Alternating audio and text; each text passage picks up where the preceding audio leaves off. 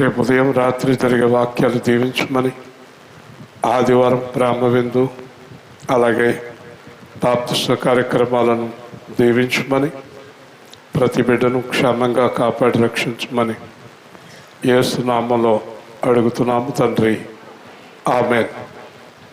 అలాగే మీకు అందరికీ ప్రాముఖ్యమైన విషయాలు కూడా తెలియజేస్తూ ఉన్నాను. 3 గంటలకు వాక్యం ముగుస్తుంది. తర్వాత మీ అందరికీ టీ అందిస్తారు. అలాగే సాయంత్రం 7:30కి వాక్యం ప్రారంభమవుతుంది.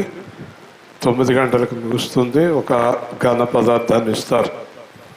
ఈరోజు ఇవన్నిటికీ ఖర్చు పాపం మరి గాయం తగిలిన బిడ్డ వారు భార్యాభర్తలు భరించారు.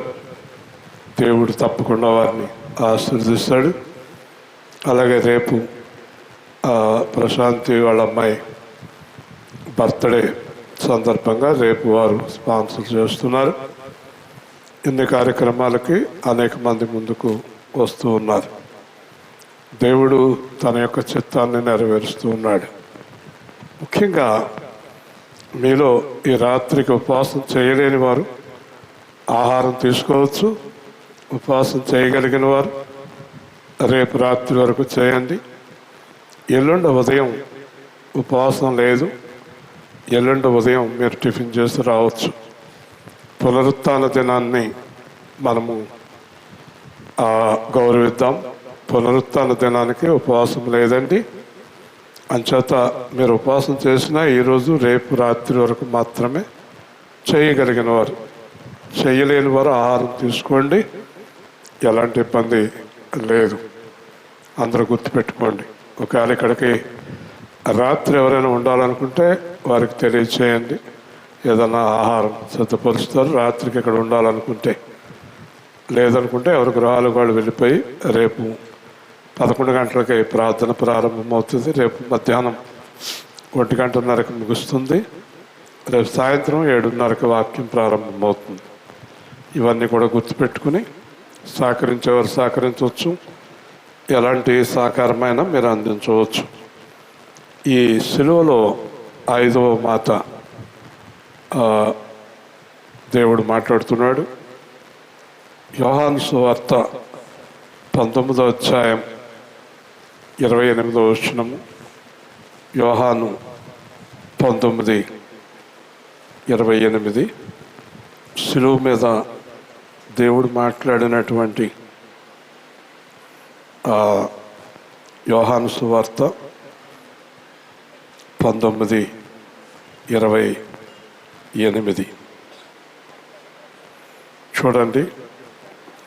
అటు తర్వాత సమస్తమును అప్పటికి సమాప్తమైనదని యేసు ఎరిగి లేఖనము నెరవేరినట్లు తప్పికొనుచున్నాను అనెను. చిరకతో నిండి ఉన్న ఒక పాత్ర అక్కడ పెట్టి ఉండను కనుక వారు ఒక స్పాంజి చిరకతో నింపి హిస్సోపు పుడకకు తగిలించి నోటికి అందించరు. ఇది 5వ మాట. 5వ మాట ఏంటంటే, నేను దప్పిక గొనుచున్నాను. అందరూ చెప్పండి, నేను దప్పిక గొనుచున్నాను. చెప్పాలి అందరూ. ఏమిటి యేసు ప్రభు దప్పిక కొనడం అనేది మనం ఆలోచన చేద్దాం. యేసు ప్రభు అన్నాడు యోహాను 8లో, ఎవరైనా దప్పిక కొని ఉంటే నా దగ్గరికి రండి, వారి దప్పిక తీరుస్తాను, వారి కడుపులో నుండి జీవ జలనదులు పారుతాయి అని అన్నాడు.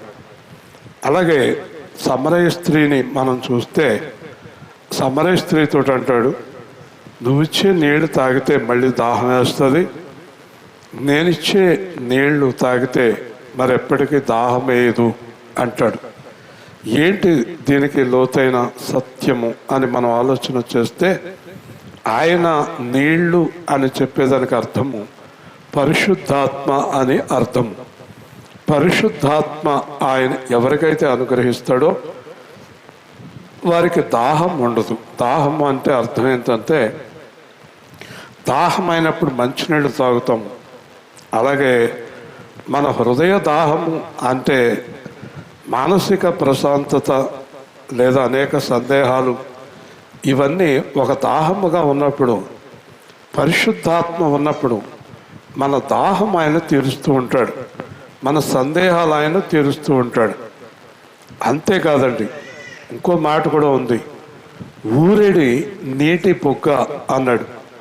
పరిశుద్ధాత్మ ఎలా ఉంటుందంటే మన హృదయంలో ఉండి మన దాహం తీరుస్తూ మన ద్వారా అనేక మంది దాహము తీర్చబడుతూ ఉంటుంది. ఉదాహరణకి నాలో దేవుని ఆత్మ నా దాహం తీరుస్తూ ఇక్కడున్న అనేక వందల మంది దాహాన్ని తీరుస్తూ ఉంటుంది.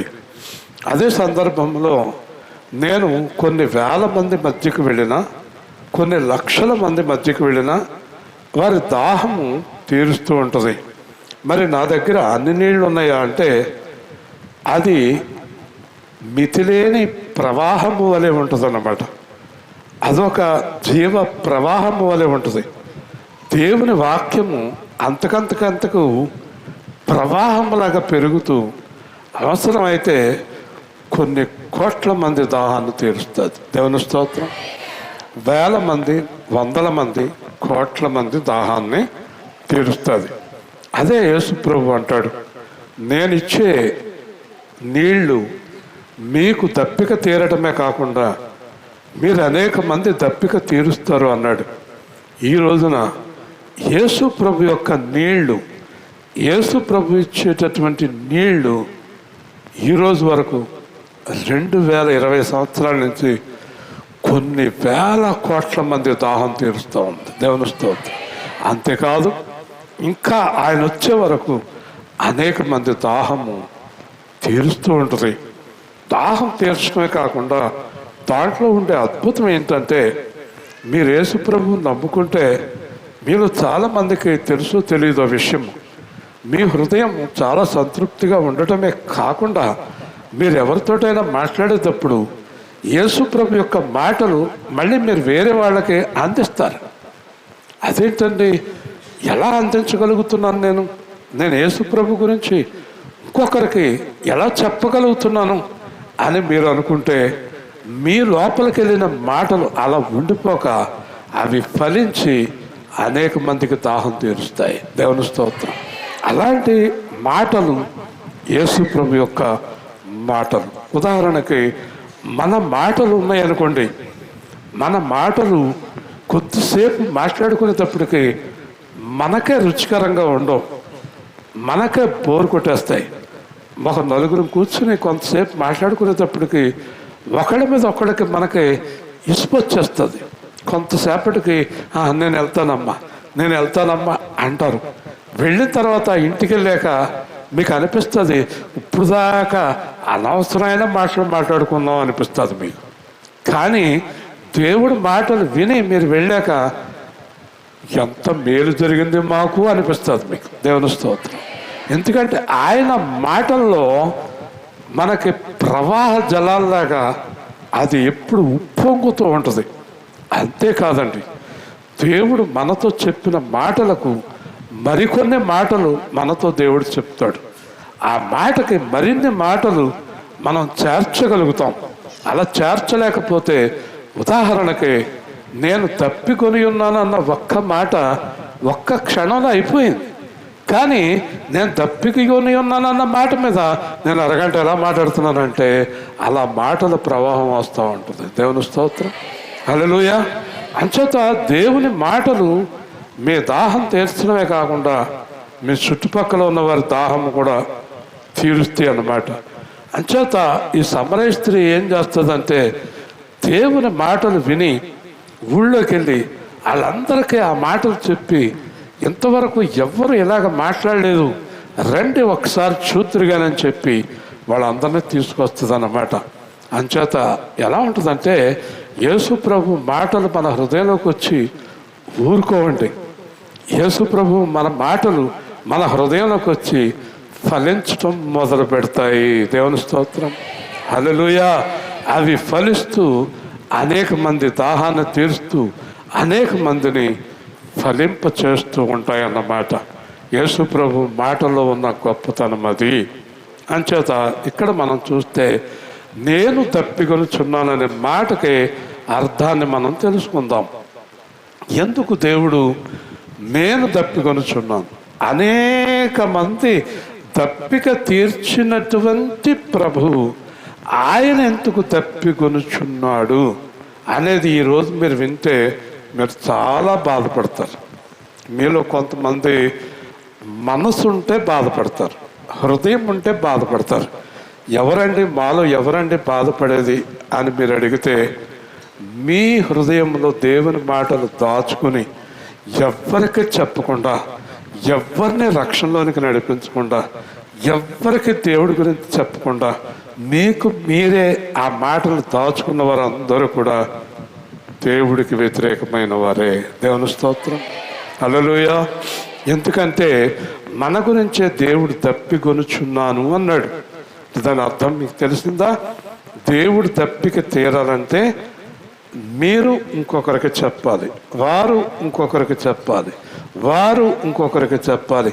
అలాగ ప్రపంచమంతా దేవుని మాటలు వెదజల్లబడితే అప్పుడు దేవుడు దప్పిక తీరుతుంది. దేవుని స్తోత్రం. నేను తెలుసుకున్న మాటలు అనేక మందికి చెప్తున్నానండి, నేను అనేక మంది దాహం తీరుస్తున్నానండి, నేను అనేక మందిని దేవుడి దగ్గరికి నడిపిస్తున్నానండి అన్నవారు ఇక్కడ ఉన్నారా? లేరు కదా. మీరెప్పుడు వినేసి వెళ్ళిపోతున్నారు. ఎవ్వరికి దేవుడి గురించి చెప్పటం లేదు, ఎవ్వరికి మీరు ఇంకొకరికి దేవుడి గురించి చెప్పటం లేదు. ఎందుకో చెప్పనా? ఇప్పుడు ఏమైపోయిందంటే క్రైస్తవ్యం స్వార్థపూరితమైపోయింది. నేను, నా భార్య, నా పిల్లలు అనే స్వార్థంలోకి వచ్చింది. ఒకప్పటి క్రైస్తవ్యం అది కాదండి. ఒకప్పుడు క్రైస్తవ్యంలో భార్యాభర్తలు చాలామంది బైబిల్లో ఉన్నారండి, బైబిల్లో ఉన్నారు. వారందరూ ఏం చేసేవారంటే వారు పని చేసుకునేవారండి. ఉదాహరణకి పౌలు డేరాలు కుట్టేవాడు. అలాగే చాలామంది వాళ్ళ పనులు చేసుకుంటూ వాళ్ళు సాయంత్రం పాటు ఇంటింటికి వెళ్ళి సువార్త ప్రకటించేవారు. అనేక మందికి ఆ సువార్త ప్రకటించేవారు. అకుల్లా, ప్రిస్కిల్లా అనే భార్యాభర్తలు అనేక మందికి దేవుని వాక్యాన్ని బోధించేవారు. నేను చాలామందికి చెప్తున్నాను, వారానికి ఒక్కరోజు ఎవరి దగ్గరికైనా వెళ్ళండి, వాక్యాన్ని అందించండి, ప్రార్థన చేయండి, వారికి దేవుడి గురించి చెప్పండి అని చెప్తుంటే ఎవ్వరు కూడా కదులు మెదులు లేదు. ఎందుకంటే అందరి ఇళ్లలోనే కూడా చాలా పనులు ఉన్నాయి. ఎంత చేపు చేసినా ఆ పని తీరడం లేదు. రెండు పనులు అందరికీ ఉన్నాయి. ఒక పని ఏంటంటే భర్తని, పిల్లల్ని, అందరినీ సాక్కోవడం. రెండో పని ఏంటంటే రోజుకి 15 బిళ్ళలు మింగి పడుకోవడం. ఈ రెండే పనులండి వీళ్ళు చేసేవి. వీళ్ళకి ఆరోగ్యం లేదండి. ఈ పిల్లల గొడవతోటి, భర్త గొడవతోటి, కుటుంబం గొడవతోటి కొట్టుకు చావటమేనండి. ఇలా కొట్టుకు సచ్చి 15 రోజులకోసారి డాక్టర్ దగ్గరికి వెళ్ళి నా ఒళ్ళంతా పచ్చిపూండులాగా ఉందండి. సువార్త చేసినందువల్ల, దేవుడి గురించి చెప్పినందువల్ల. ఎవరు చెప్తున్నారమ్మా మీలో దేవుడి గురించి ఇంకొకరికి? చేయొద్దండి, చూద్దాం. ఇప్పుడు మీకు దాహం ఎలా తీరుతుంది దేవుడికి చెప్పండి. ప్రసన్నమణి గారు అంటారు, మా పాస్టమ్మ గారు వస్తున్నారు. మీ పాస్టమ్మ గారు వచ్చేదాకా అలాగే కూర్చో. పాస్టమ్మ గారు వస్తేనే కానీ ఎవరింటికి వెళ్ళవమ్మా నువ్వు? చెప్పండి. మీరు ఎవరి తప్పిక తీరుస్తున్నారు? ఎవరి దాహం తీరుస్తున్నారు? సంఘాలు పెడుతున్నారు. ఎక్కడ పెడుతున్నారు? పాస్టర్ల సంఘాలు ఎక్కడ పెడుతున్నారు చెప్పండి. ఇంకో సంఘంలో ఉన్నవాళ్ళు 10 మంది లాగి ఇటు సంఘం పెడుతున్నాడు. అలాంటి సంఘాలు ఎందుకు? ప్రయోజనం అండి అయ్యి. ఎవరు తీసుకురావాలి? కొత్త వారికి ఎవరు సువార్త చేశారు మీరు? యేసుప్రభుని ఎరగని వారికి యేసుప్రభు మాటలు మీలో ఎవరు చెప్పారు? చేయొద్దండి, చూద్దాం. యేసుప్రభుని ఎరగని వారికి మేము యేసుప్రభు మాటలు చెప్తున్నాం అన్నవారు చేయి చూపించండి. మీకు టైం లేదు, మేము అనడకు జ్వరం, నీకు అది పొద్దున్న ఆ గొడవ స్టార్ట్ అయింది కదా. మనం ఎంత చేసినా ఈ పిల్లల కార్యక్రమాలు తగ్గుతులేదండి. మనకి ఆడతోటి సరిపోతుందండి కదండి. ఇదేనండి మనం దేవుడి దగ్గర చేసిన వాగ్దానం అండి. ఏమన్నాడండి యేసు ప్రభు? మీరు సర్వలోకమునకు వెళ్ళి సర్వ సృష్టికి సమస్త జనులను నాకు ఎవరు చేస్తున్నాడు శిష్యులుగా? ఎవరికి ప్రకటిస్తున్నామండి? తేజ హైదరాబాద్ వెళ్ళి ఎవరికి ప్రకటించిందండి యేసు ప్రభువుని? ఎంతమందికి చెప్పిందండి ఈ అమ్మాయి? ఎంతమందికి చెప్పింది కదా? ఎవరు చెప్తున్నామండి మనము? పాస్టర్లు ఏం చేస్తున్నారు చెప్పండి? చాలామంది పాస్టర్లు ఏం చేస్తున్నారు చెప్పండి? ఆదివారం పొద్దున్న తాళం తీయటం, బూజులు దులుపుతాం. ముఖ్యంగా డిబ్బీ బూజు బాగా దులుపుతాడు, ఆ డిబ్బీ పెడతాడు. ఆదివారం పొలవమంటే వచ్చేస్తారు వీళ్ళందరూ. ప్రార్థనలు అయిపోయాక, కానుక సమర్పణ అయిపోయాక వెళ్ళండి అంటాడు, మళ్ళీ తాళం వేస్తాడు, ఇంటికి వెళ్ళి పడుకుంటాడు. సంఘం కూడా గొడవ వదిలిపోయింది, అయిపోయింది, 1 గంట కల్లా ప్రార్థన అయిపోయింది అంటున్నారు. దేవుడు దాహం ఎలా తీరుతుంది? నిజంగా చెప్తున్నానండి, ఒక పూర్వం పౌలు గారు వాళ్ళ టైంలో ప్రకటించిన సువార్త మొత్తం లేదండి. ఇప్పుడు చెప్పండి, మీలో ఎవరైనా లేచి అయ్యి బాబు సువార్త చాలా బాగా జరిగిపోతుందండి అని? జరుగుతుందండి? మీటింగులు పెడుతున్నారండి. ఎవరికండి? యేసు ప్రభు దేవుడు అని తెలుసుకోండి. మీకు ఎవరికి తెలియదా? మీకు చెప్పారా యేసు ప్రభు దేవుడు అని? మాట్లాడరేంటి మీరు? నేను దప్పిక కొనుచున్నాను. ఏంటా దప్పిక? ఆత్మల దాహము. దేవుని స్తోత్రం, హల్లెలూయా. మనం ఎవరిని యేసు ప్రభులోకి నడిపించలేమా? ఎందుకు నడిపించలేము? మనం ఎవరు యేసు ప్రభుకి ఏమి చెప్పలేమా? ఎందుకు చెప్పలేము? ఎందుకు చేయలేము? ఈరోజు ఒక నిర్ణయానికి రండి. వారానికి కనీసం వారానికి ఒక్కరితోటి మాట్లాడవమ్మా. నువ్వు వారానికి ఒక్కరితో మాట్లాడవా? వారానికి నువ్వు 250 మందితో మాట్లాడతావు. పనికి మళ్ళీ మాట్లాడవా? వారానికి ఒక్కరితో ప్రభు గురించి మాట్లాడతావా? మాట్లాడుతున్నావా? మాట్లాడేవా? ఎక్కడికండి మీరు వెళ్ళేది? గృహ దర్శనాలకి? ఎవరింటికండి? యేసు ప్రభుని ఎరిగిన వారింటికి, అరగని వారింటికి? ఎందుకండి? ఇంకా ఈవిడ దగ్గరికి వెళ్ళి అమ్మ యేసు ప్రభు ఎంత గొప్ప దేవుడో తెలుసా అంటే, నాకు తెలుసు కదండి, మళ్ళీ వచ్చారేంటి ఇంటికంటే? మళ్ళీ ఎందుకు వచ్చారో నీకు అర్థం అవ్వలేదా? నిన్ను బలపరచడానికే బైబిల్లో ఏదన్నా పెట్టించుకుని వెళ్తానికే, అంతకన్నా వేరే పనేమి లేదు వీళ్ళకి. ఆలోచించండి.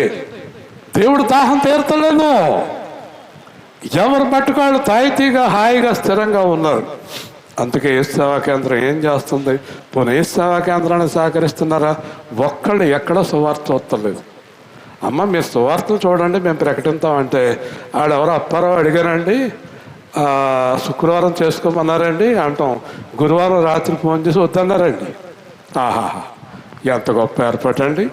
శుక్రవారం సువార్త చేయమన్నారంట, గురువారం రాత్రి ఫోన్ చేస్తుంది నాకు, రేపు వద్దంటున్నారండి. అప్పటికప్పుడు నేను ఎక్కడ నిలుక్కోవాలి? శుక్రవారం వద్దంటున్నారండి. వద్దంటున్నారన్న ఆ ప్రభుత్వాలు మళ్ళీ ఇంకో చోట ఆవిడ చూస్తుందా? చూడదు. మన కత్తపళ్ళు వద్దన్నారు, వెంటనే వాళ్ళు ఇంటికాడ పెట్టారు. అలా ఎవరు బాధ్యత తీసుకోవడం వద్దంటున్నారండి, సువార్త వద్దంటున్నారండి. పోనీ మీరు చెయ్యలేరు, మేము చేస్తున్నాం, బస్సు పెట్టుకున్నాం, ఆటోలు పెట్టుకున్నాం, సువార్త చేస్తున్నాం, దాన్ని సహకరించండి. అది చేయరా, ఇది చేయరా, ఏమీ చేయరా? కాబట్టి ఇప్పుడు యేసు ప్రభు మనల్ని అడ్డంగా దీవించేలా ఎలా దీవిస్తాడండి? అదేనండి దాహం. ఈరోజు దేవుడికి మార్చేమంది, అయ్యా నీ దాహం తీరుస్తాం. మేము అనేక మందికి సువార్త ప్రకటిస్తాం, ప్రకటించే వారికి సహాయం చేస్తాం, ప్రకటించే వారికి సపోర్ట్ చేస్తాం. పోనీ ఆ పనైనా చేయండి, ప్రకటించే వారికి సహాయం చేయండి. రండి, మా కూడా రండి, వెళ్దాం. అనేక ప్రాంతాలకు వెళ్ళి దేవుని వాక్యాన్ని ప్రకటిద్దాము. మనం ఎక్కడ ప్రకటించాలి? దేవుణ్ణి ఎరగని చోట. చూసారు, ఒకసారి ఆలోచించండి. యేసు ప్రభు నమ్ముకున్న వాళ్ళు ఇంటికి వెళ్తున్నారండి. వీళ్ళు ఏమంటే సువార్త పెడతామంటున్నారండి, మా పాస్టర్ గారు ఒప్పుకోరండి అంటున్నారు. మరి ఎవరు ఒప్పుకుంటున్నారండి? మన రాలింగలో చూడండి, అన్యులు ఒప్పుకున్నారు. అనేక ప్రాంతాల్లో అన్యులు సువార్తకు ఒప్పుకుంటున్నారు. ఏర్పాటు చేయండి, సువార్త ఏర్పాటు చేయండి.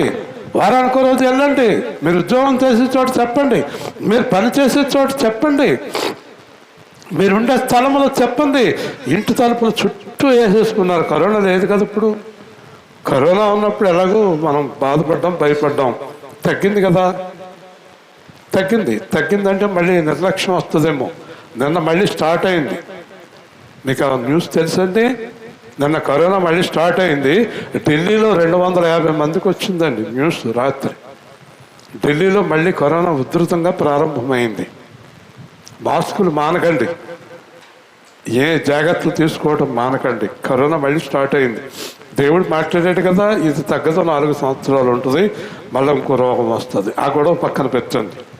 ఈరోజు నువ్వు దేవుడు దాహం తీర్చాలంటే రాలింగుడు సువార్త జరిగితే ఆ సహోదరి రాదు, రాలింగ్లో జరిగినా రాదు. ఆవిడ పుస్తకం పెన్ను పెట్టుకుని రెడీగా ఉంటుంది. అమ్మా బైబిల్ తెగ చదివేస్తారు, వాక్యాలు తెగ చూసేస్తారు, ఎవరికి ప్రభు గురించి చెప్పరు. నేను ప్రభు గురించి ఇంకొకరికి చెప్పానండి, వారి గురించి ప్రార్థన చేస్తున్నానండి, నేను ప్రభువులోకి అనేక మందిని నడిపిస్తున్నానండి అన్నవారు ఉన్నారండి? ఉన్నారా? ఎవరు మాట్లాడతలేదు. దాహం ఎలా తీరుతుందండి?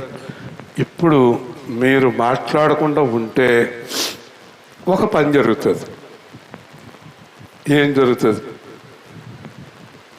ఎట్టి పరిస్థితుల్లోనే మూడవుతుంది, టీ తాగెళ్ళిపోతాం. అప్పుడు దాకా కొంచెం అలా మౌనంగా ఉంటే ఆయన ఏదో మాట్లాడుకుని పోతాడు అనే దృష్టిలో ఉన్నారు. మూడు అవుతుంది, మన టైం కూడా అవుతుంది. అప్పుడు దేవుడు అడుగుతాడు, ఏమ్మా ఎప్పుడు కూతురు, మనవలు, కోడళ్ళు, కొడుకులు ఇదే గొడవ అమ్మా, ఆ దేవుడు గొడవ కొంతైనా లేదా, కొంతసేపైనా దేవుడు కేటాయించవా, నా దాహము తీర్చవా? ఎవరు అడుగుతున్నారు? దేవుడు సిలువలోంచి అడుగుతున్నాడు, నా దప్పిక తీర్చండి, నా దాహాన్ని తీర్చండి. ఒక నిర్ణయానికి రండమ్మా. యేసు ప్రభు గురించి ఒకరికైనా, ఇద్దరికైనా, ముగ్గురికైనా చెప్పండి. మీరు చెప్పండి, తర్వాత దేవుడు చూసుకుంటాడు. మీరు ముందు ప్రకటించండి, తర్వాత దేవుడు చూసుకుంటాడు. పని చేసేది దేవుడే కదా. ఈ సంఘం అంతా, ఒక మాట చెప్తాను అడగండి, ఈ సంఘం అంతా నేను కట్టానా, యేసుక్రీస్తు కట్టాడా? మరి ఇంకేంటంటే నేను చేసిందే ఉందండి. ఐఎమ్ ఎన్ ఇన్స్ట్రుమెంట్, నేను ఒక సాధనాన్ని. మీరు కూడా దేవుడి కొరకు సాధనాలుగా ఉపయోగపడండి. మీరు దేవుడి కార్యం చేయండి, దేవుడు మీ కార్యం చేస్తాడు. ఈరోజు నుంచి దేవుడు దప్పిక తీరుస్తానని ప్రార్థనలో మాట ఇవ్వండి. కొద్దిగా అయినా ప్రభు గురించి ప్రకటించడం ప్రారంభించండి, ప్రార్థించండి.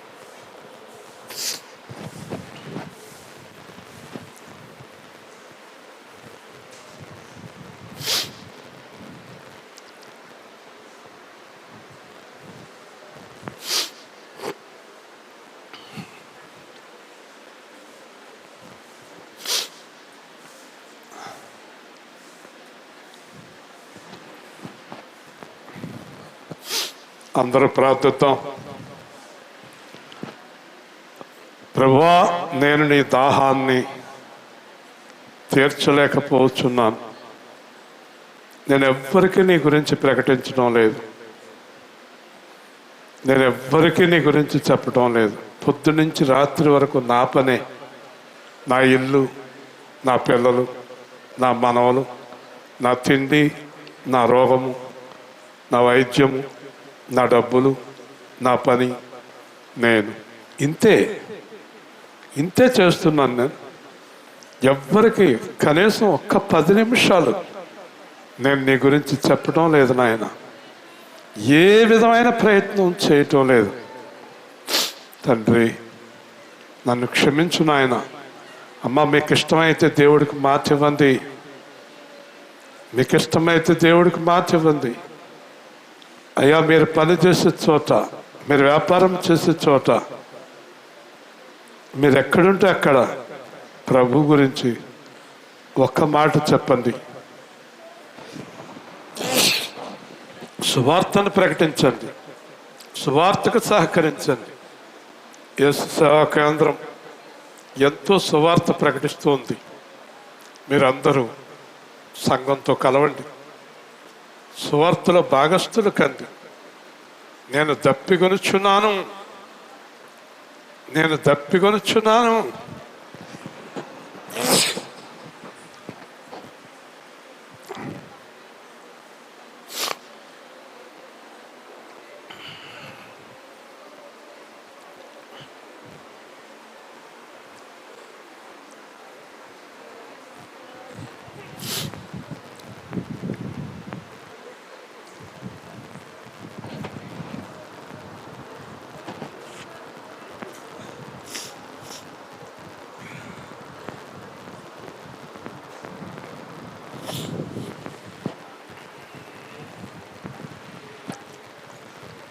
నేను దప్పికొనుచున్నాను.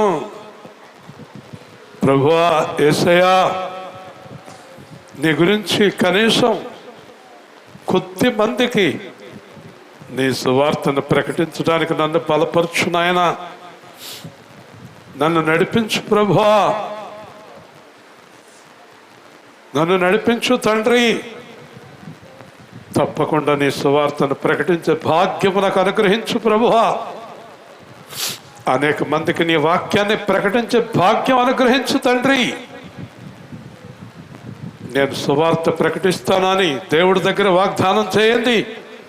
ఎంతసేపు మీ గొడవల్లో మునిగిపోకండి, మీ పనుల్లో మునిగిపోకండి. మనం దేవుడు పని చేస్తే మన పని దేవుడు చేస్తాడని గ్రహించండి. కనీసం ప్రభు గురించి ఒకరికైనా, ఇద్దరికైనా, ముగ్గురికైనా ఇది చేయండి. అదే ఆయన దప్పిక. నేను సిలువలో యేసుకి దప్పిక తీరుస్తాను అని మీరు అనుకుంటే తప్పకుండా ఈరోజు నుంచే యేసును ఎరగని వారికి సువార్త ఎందుకు? యేసుని ఎరగని వారికి సువార్త ప్రకటించండి. దేవుడి దగ్గర వాగ్దానం చేయండి. దేవుడే మీకు తోడై ఉండి నడిపిస్తాడు. యేసు నామములో అడుగుతున్నాం తండ్రి, ఆమేన్. బలహీన సమయములో నీ బలము ప్రసాదించుము. బలహీన సమయములో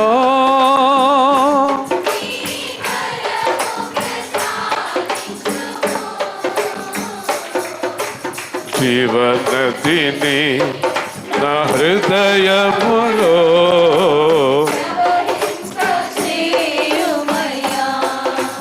జీవనదిని నా హృదయములో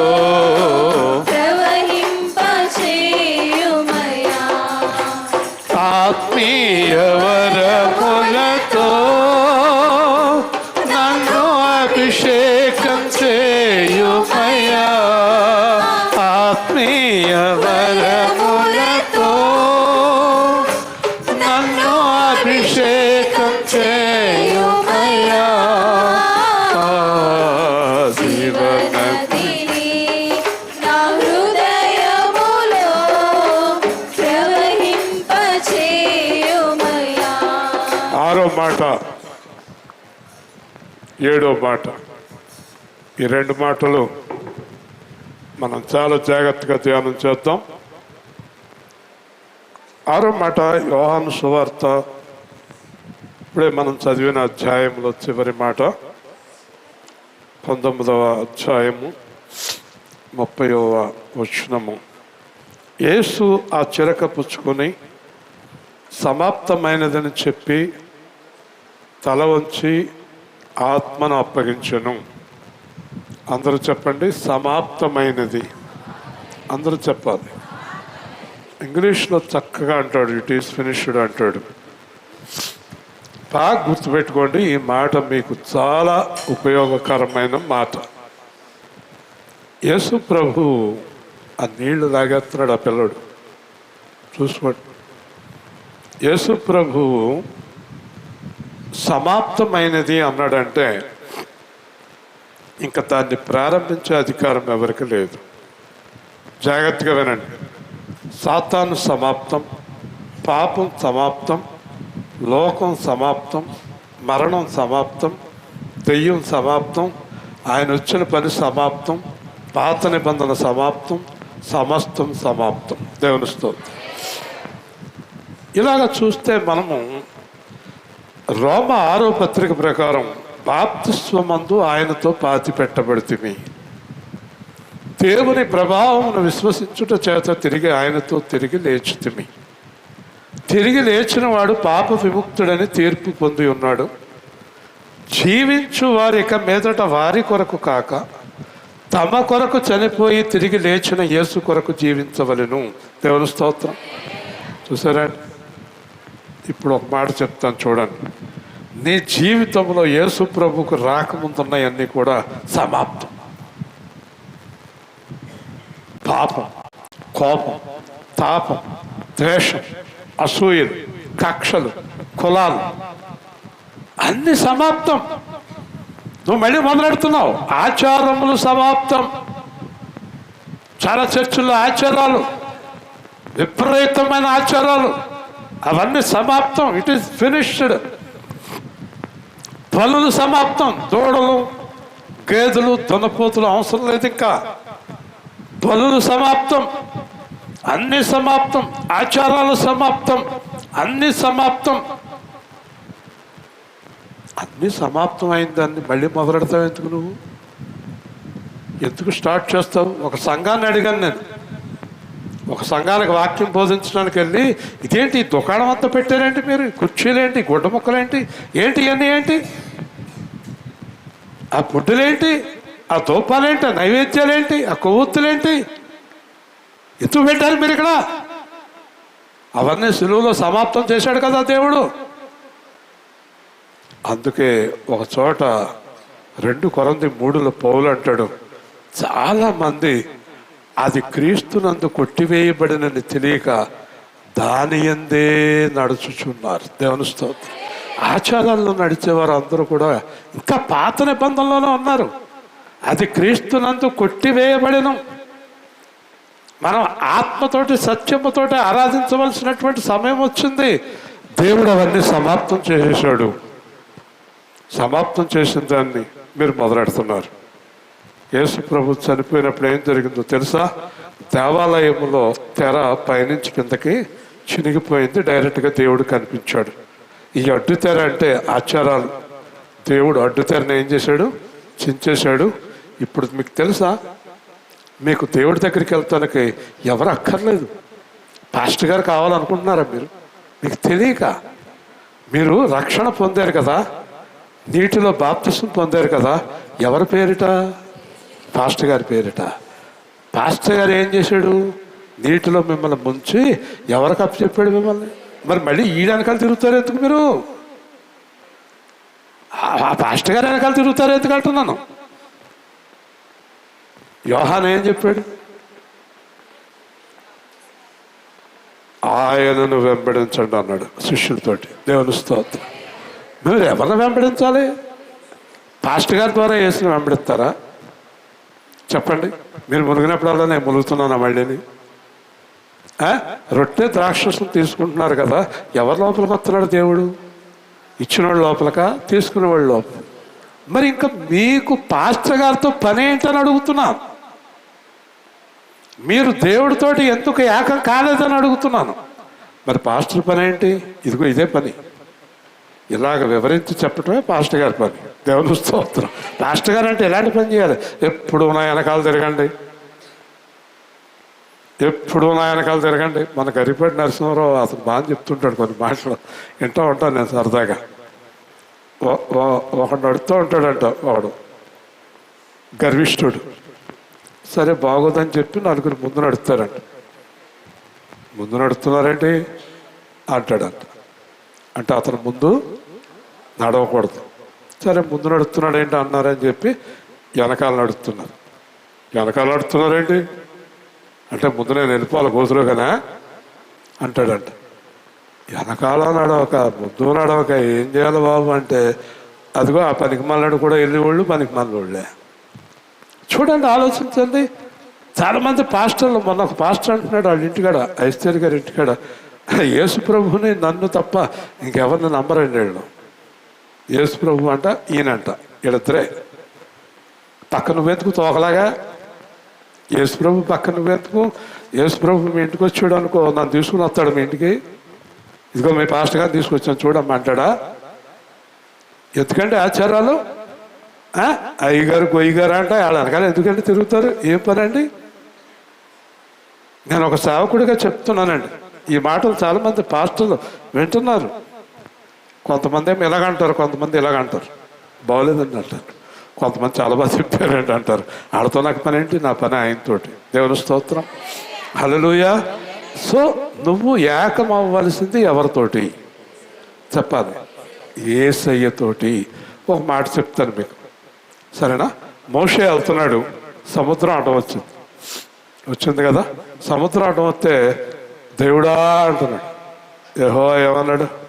ఓయ్ మోషే, నీ చేతిలో ఏముంది? నా చేతిలో కర్ర ఉంది. ఆ కర్ర చూపించు సముద్రాన్ని. నా వంకెందుకు చూస్తావు అత్తమాను అన్నాడు. అలాగే పాస్టర్ గారు అని చెప్పారమ్మా మీకు, ప్రధానమణి గారు చెప్పారు. ఎవరన్నా? నేను చెప్పలేదా? మరి ఎవరు చెప్పలేదంటారండి? దేవుని స్తోత్రం.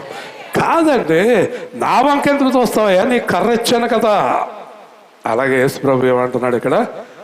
నీకు వాక్యం ఇచ్చాను కదేంటయ్యా, నా వంకెందుకు చూస్తున్నారు మీరు? దేవుని స్తోత్రం, హల్లెలూయా. నా వంకెందుకు చూస్తున్నారు? అందుచేత యేసు ప్రభు ఏం చేశాడు తెలుసా?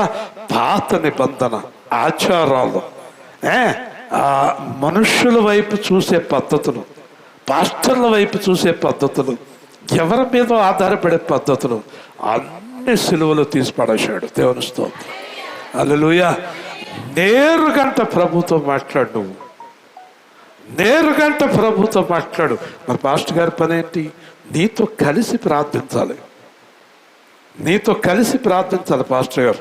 ఉదాహరణకి నీకు ఏదైనా ఒక అంశం ఉందనుకోండి, ఆ అంశం నువ్వు సేవకుడితో చెప్పు. సేవకుడు ప్రార్థిస్తాడు. సేవకుడితో చెప్పు, నేను దశభాగం పంపించేస్తాను, నా గురించి ఎప్పుడు ప్రార్థన చేయండి అని నువ్వు శుభ్రంగా నిద్రవు. నీ పని అవును. నువ్వు ప్రార్థించు, నేను ప్రార్థిస్తాను. మన ఇద్దరు ప్రార్థనలు కలిపి దేవుడు ముద్ర వేస్తాడు. దేవుని స్తోత్రం, హల్లెలూయా. అంతేగా నువ్వు ప్రార్థించకుండా నేను ప్రార్థించిన కార్యం జరగదు. అంచేత మనం ఎవరి మీద ఆధారపడద్దు. నూనె బిడ్డల మీద, గొడ్డ ముక్కల మీద. యేసన్న గారు చెప్తున్నారు, ఒక ముసలిది వచ్చిందంట ఆయన దగ్గర. నూనె బుడ్డి నాయనా అందంట. ఎందుకమ్మా అన్నాడు. నువ్వేం మాట్లాడుకు నాయన, నాకు నూనె బుడ్డి ఇస్తావా ఇవ్వా అందంట. ఆయన చెప్తున్నాడు, నూనె బుడ్డి ఇచ్చాడంటే ఇంకా ముసలిదాన్ని గొడవ పడలేక ప్రార్థన చేసి ఆ బుడ్డి ఎట్టుకెళ్ళి, ఇదివరకు ఏవో కట్టివారు కదా గుమ్మం ముందు, దిష్టి పెడతలో ఏవో కడుతుంటారు కదా, గుమ్మడికాయలు బూడిద ఏవో కడుతూ ఉంటారు కదా. మన వాళ్ళు క్రైస్తవులు కూడా కడుతుంటారు కొంతమంది, తెలుసో తెలీదు మీకు. అక్కడికి దాన్ని కట్టిందంటే నూనె బుడ్డి. అలా ఆయన ఓ రోజుని అది కేకలేస్తాడు, నూనె బుడ్డి ఉంది జాగ్రత్త, నువ్వు కేకలేస్తే లోపలే ఇక్కడ ఆ నూనె బుడ్డి ఎందనుకో నీ తలకాయ పగిలిపోతే అంటుందంట. ఇంకా రోజు వాళ్ళ అబ్బాయితోటి, కోడలతోటి, అందరితోటి నూనె బుడ్డి గొడవేనంట. ఓ రోజున యేసన్న గారికి ఫోన్ చేసి, ఏమన్నా ముసలిదానికి నూనె బుడ్డి ఇచ్చారు, మమ్మల్ని తినేస్తుంది, మా బాధ పడలేకపోతున్నాను. ఇదేం నూనె బుడ్డి గొడవరా నాయన. అంచేత దేనికి ప్రాధాన్యత ఇస్తుంది ఆవిడ? దేనికి? నూనె బుడ్డికి ప్రాధాన్యత తీసేశాడు, అన్ని సమాప్తం చేసేసాడు. అందుచేత దేవుడు ఒక మాట చెప్పాడు, దేవుడు ఆత్మ కనుక ఆయన ఆరాధించేవారు ఆత్మతోనూ సత్యముతోనూ ఆరాధించవలను, అట్టివారే కావాలని దేవుడు కోరుకొనుచున్నాడు. దేవుని స్తోత్రం. అన్ని ఆచారాలు క్యాన్సిల్, అన్ని బొమ్మలు క్యాన్సిల్, అన్నీ క్యాన్సిల్. ఇంకొక ఆయన చెప్పాడు ఏమని? మోకాళ్ళు నల్లబడితే హృదయం తెల్లబడుతుందని. కానీ చాలామంది మోకాళ్ళు కాయలు కట్టేసి ఉంటాయి, హృదయం కూడా అంతకన్నా గట్టిగా కాయ కట్టేసి ఉంటుంది. మోకాళ్ళు నల్లబడినాయి కానీ హృదయం తెల్లబడలేదండి. అర్థమైందా? ఈ రోజుల్లో మన అందరికీ కాళ్ళు నొప్పులు, కీళ్ళ నొప్పులు, ఈపు నొప్పులు, మెడ నొప్పులు అన్ని నొప్పులు గనక ఇదివరకట్లాగా మోకరించే శక్తి మనకు లేదు. ఉందండి? నాకే ఇంతక నుంచి కిందకి పైకి ఆడిస్తున్నాను ఈ కాలు నొప్పి. మీలో మాకు శరీరంలో ఏ భాగంలోని నొప్పి లేదన్న వాళ్ళు మీ కుడి చేయి పైకి చూపించండి. నాకు నీ కృప చాలు.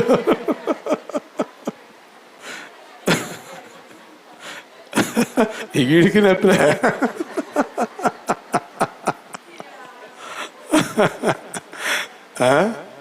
అమ్మా, మన పార్టీ చాలా మంది ఉన్నారు. ఎస్తేరు గారు చెప్పండి. ఏమ్మా నీకు నొప్పిలేనా?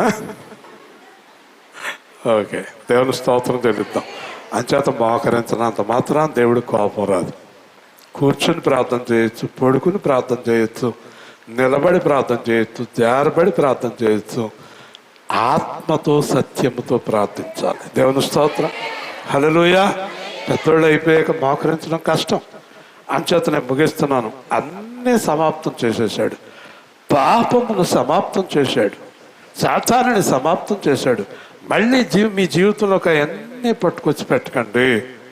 దేవుడు సమాప్తం చేసిన దాన్ని మళ్ళీ మీరు ప్రారంభించకండి. తెర చింపేస్తే మళ్ళీ తెర కట్టారండి, మళ్ళీ తెరలు కట్టుకున్నారండి. చాలామంది మళ్ళీ తెరలు కట్టారండి. మీరు చూడలేదేమో, కొన్ని సంఘాల్లో తెరలు ఉంటాయండి, తెరలు కూడా కట్టారండి. ఎంత దారుణమో చూడండి, ఎంత ఆశ్చర్యమో చూడండి. అంచేత దేవుడు అన్ని సమాప్తం చేశాడు. ఇంకా మనకు ఆచారాలతో పని లేదు, దెయ్యంతో పని లేదు, పాపంతో పని లేదు, మోసంతో పని లేదు, కులంతో పని లేదు, దేనితోని పని లేదు, యేసుతోనే పని. దేవుని స్తోత్రం. హల్లెలూయా. అంచేత దేవుడు సమాప్తం చేసి ఒక కొత్త జీవితాన్ని నీకు ఆయనలో అనుగ్రహించాడు. కనుక నువ్వు ఆ పాత విషయాల్లో దేంట్లో అయినా ఇంకా మగ్గిపోతుంటే ఈరోజు దేవుడి దగ్గర ప్రార్థన చెయ్యి. తండ్రి, నువ్వు సమాప్తం చేసావు, ఇంకా అవేవి నాకు సంబంధం లేదు, నువ్వు సమాప్తం చేసేసావు తండ్రి. ఒకసారి అందరూ కూడా ప్రార్థన చేయండి.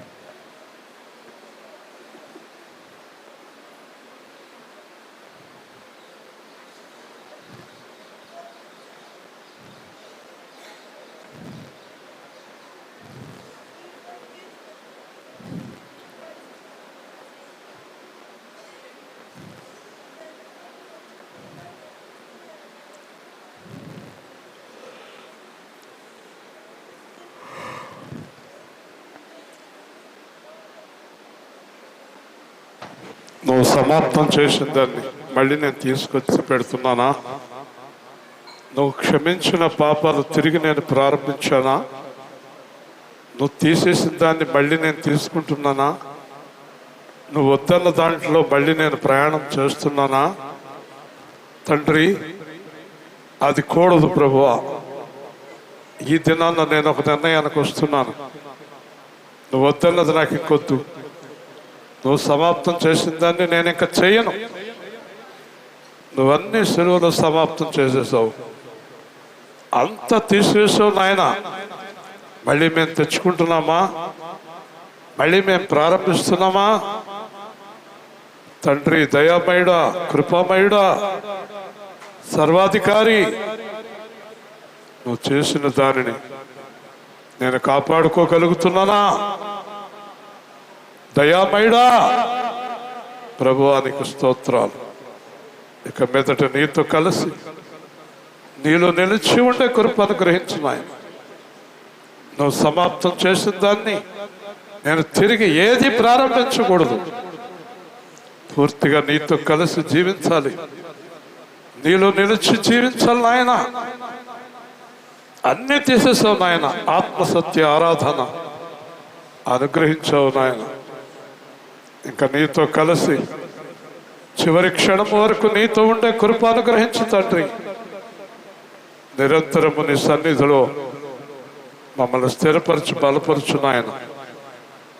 నువ్వు మా యొక్క గతాన్ని సమాప్తం చేసావు తండ్రి. ఇంకెప్పటికీ కూడా దానిలోనికి వెళ్లకుండా నూతన జీవితంలో క్రీస్తుతో కలిసి జీవించే కృప మాకు దయచేయమని, మీ చిత్తాన్ని ఎల్లవేళలా సమస్త సమయాల్లో నెరవేర్చి నడిపించమని క్రీస్తు యేసు నామములో ప్రార్థిస్తున్నాము తండ్రి. ఆమేన్.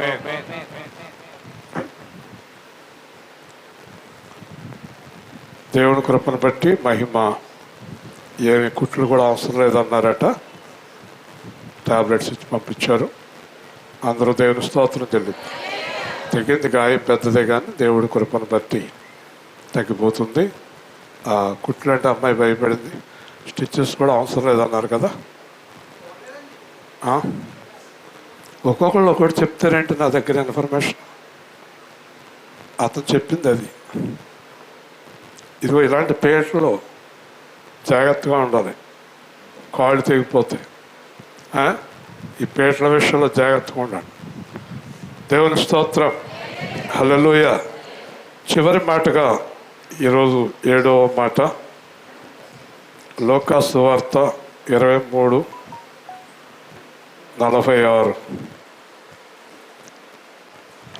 23:46.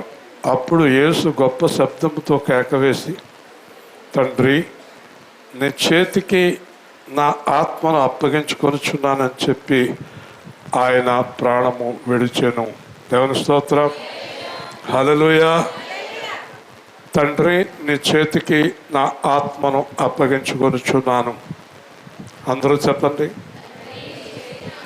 నీ చేతికి నా ఆత్మను అప్పగించుకొనుచున్నాను అంటే ఎక్కడికి పంపిస్తావో, ఏం చేస్తావో, ఎలా నడిపిస్తావో ఆత్మ నీ ఇష్టము. నేను చేయగలిగిందంతా చేసి నా ఆత్మను నీ చేతులకి అప్పగించుకొనుచున్నాను. అందరూ గట్టిగా 2 చేతులు ఎత్తి దేవుని స్తోత్రం. ఏం జరిగిందో మీకు తెలుసు కదా, మీకు అందరికీ బాగా తెలుసు. ఆత్మను దేవుడు స్వాధీనంలోకి తీసుకొని ఏం చేశాడు దేవుడు? మీకు అందరికీ తెలుసు.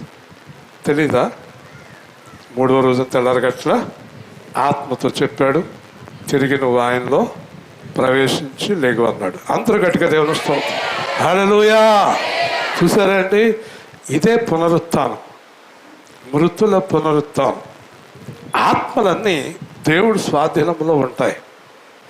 ఏ ఆత్మను దేవుడు మహిమ దేహంలో ప్రవేశపెడతాడో, ఏ ఆత్మను దేవుడు కాలిపోయే దేహంలో ప్రవేశపెడతాడో అది ఆయన ఇష్టం.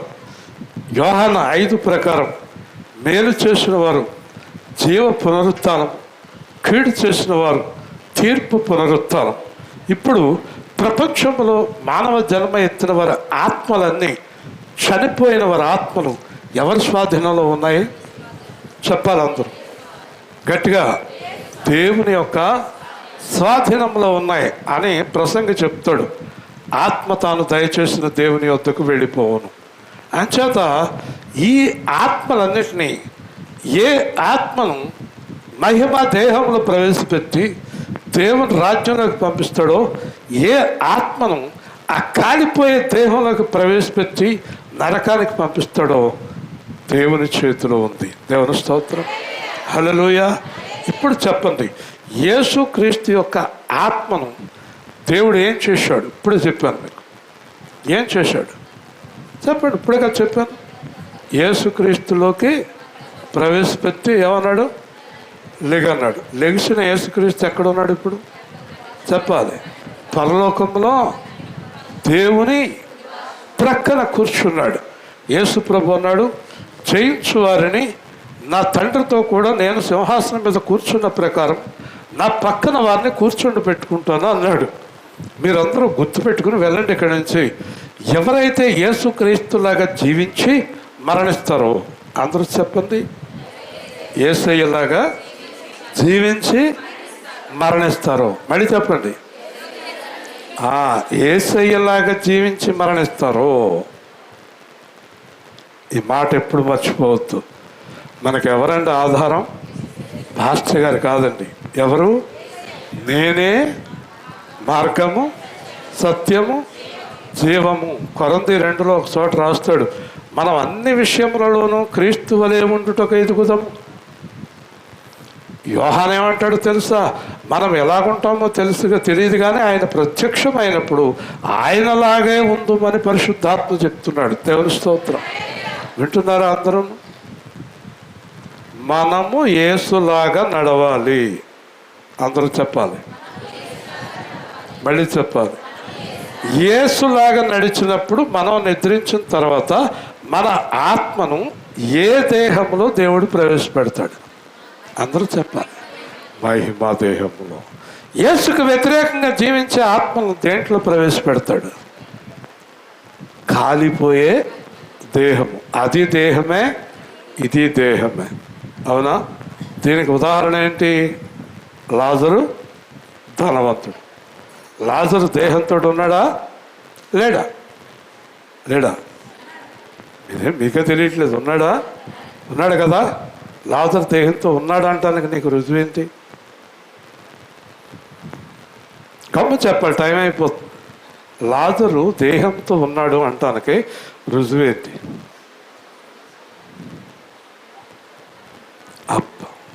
ఉప్ప. ప్రసన్నమణి గారు ఆవిడ అడుగుతున్నారంటే ఆవిడ చెప్తే ఆవిడకి చెప్తున్నారా? ఆవిడ చెప్తుంది. ఏం చెప్పింది?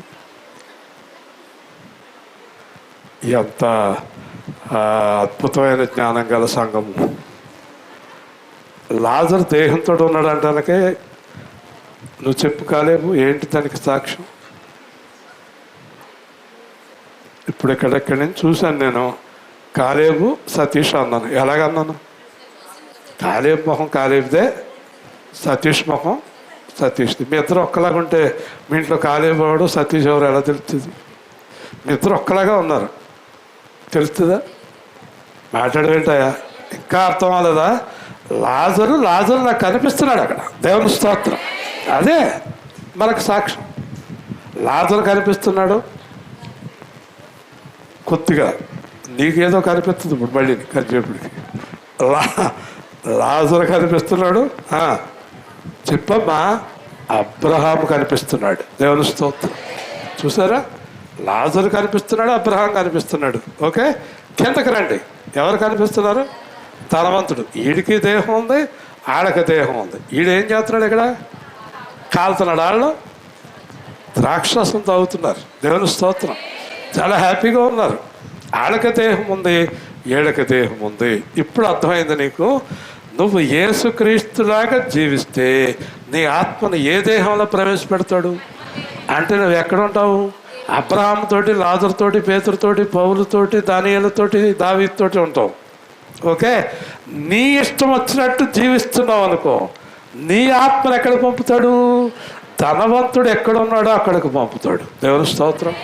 క్లియరెన్స్ వచ్చినప్పుడు మీకు ఆ దేహమేమో కాలుతుంది, ఈ దేహమేమో సంతోషముగా ఉంటుంది.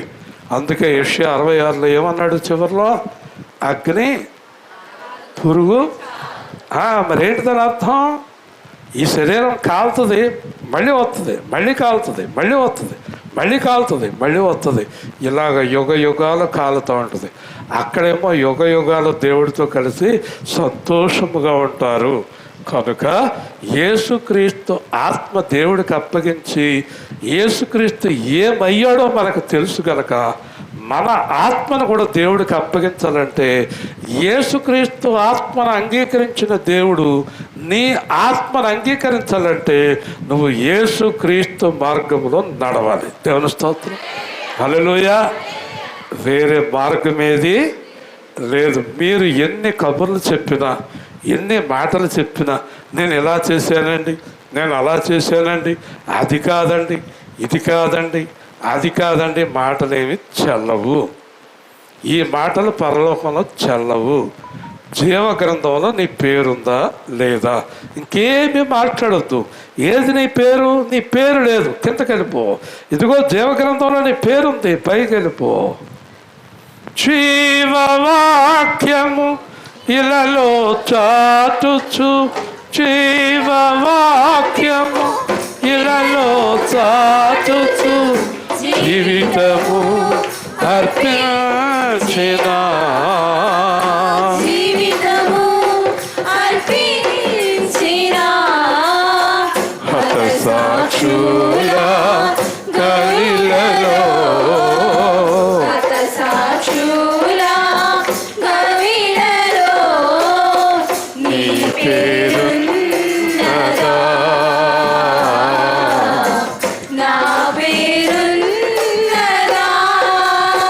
దేవుని సన్నిధి మహిమాధననిధి, దేవుని సన్నిధి మహిమాగణనిధి, దాతను వేడి స్వరములు పొందిన, దాతను వేడి వరములు పొందిన ప్రార్థన వీరుల కవిలలో, ప్రార్థన వీరుల కవిలలో నీ పేరున్నదా?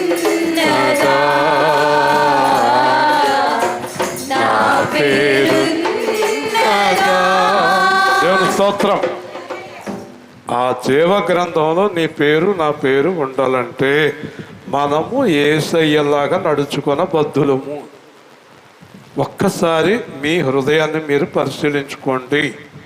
యేసయ్యలాగా నేను నడుస్తున్నానా, నడవడం లేదా? అదొక్కటే క్లారిఫికేషన్ కావాలి ఇక్కడ. ఇంకొక మాట కూడా రాశాడు పౌలు, మీరు భ్రష్టులు కాని ఎడల యేసు మీలో ఉన్నాడని గ్రహించుడి. దేవుని స్తోత్రం. మనం భ్రష్టులు కాకపోతే యేసు మనలో ఉంటాడంట. మనం పనికి మాలిన పనులు చేస్తే యేసు మనలో ఉండడు అని బైబిల్ స్పష్టంగా చెప్తుంది. మనము రక్షణ పొందిన కారణం అదే. మనం పాపాత్ములమని రక్షణ పొంది ఆ పాపమును విడిచిపెట్టి యేసు నామములో రక్షణ పొందింది ఎందుకో తెలుసా? యేసయ్యలాగా జీవించడం కొరకు రక్షణ పొందాం. అసలు రక్షణ పొందిన కార్యం చేయకపోతే ఎలాగా? మళ్ళీ అయ్యే అబద్ధాలు, అయ్యే మోసాలు, అయ్యే పనులు, అయ్యే పాడు పనులు చేస్తే మహిమ దేహంలోనికి మన ఆత్మ దేవుడు ప్రవేశపెట్టడు. నరకంలోకి వెళ్ళే శరీరంలోనికి దేవుడు మనలను ప్రవేశపెడతాడు. ఈ రెండు గుర్తుపెట్టుకొని జాగ్రత్తగా క్రీస్తులాగా జీవించడానికి నిర్ణయం తీసుకుందాం. ప్రార్థన చేసుకుందాం. తండ్రి, నా ఆత్మను నీ చేతికి అప్పగిస్తున్నాం. ప్రభువా, మా జీవితాలు నీ కృపలో, నీ ఆత్మలో భద్రపరచబడి నీతో కలిసి జీవించే కృప అనుగ్రహించమని తండ్రి.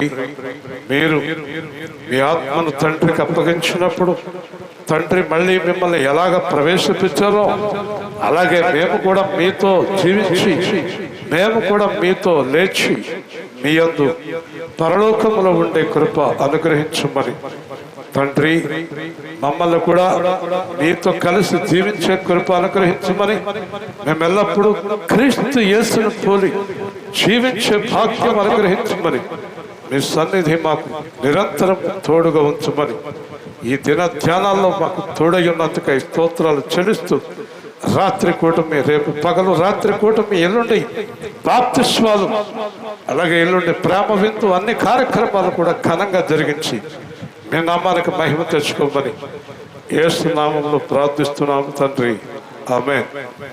బాప్తిసం సిద్ధపడుతూ ఉండాలి. ఇంకా రాని వారికి కూడా చెప్పండి.